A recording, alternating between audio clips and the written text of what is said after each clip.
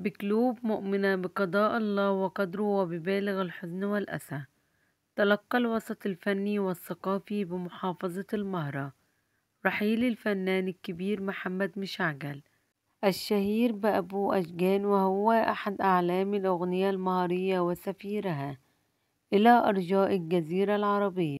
لقد عُرف الفقيد بصوته المميز الذي حمل تراث المهرة الفني إلى منصات ومحافل عديدة، وبمكانته الاجتماعية التي جعلته قريبا من قلوب الناس جميعا، حيث حظى بمحبة واسعة واحترام كبير في أوساط أبناء المحافظة واليمن عامة. ويمثل رحيله خسارة كبيرة للمهرة والوطن، استرق بصمة فنية خالدة وإرثا غنائيا سيظل حاضرا في وجدان الأجيال.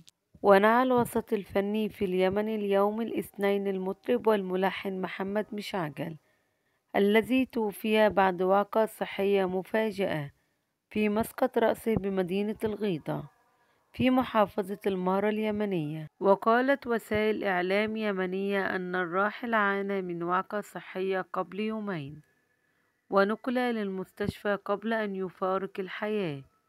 وقد شكل رحيل الفنان فاجعة وخسارة كبيرة ليس للمهرة وحدها، ربنا يرحمه ويغفرله ويسكنه في فسيح جناته، ويلهم أهله وذويه بالصبر والسلوان والسكينة.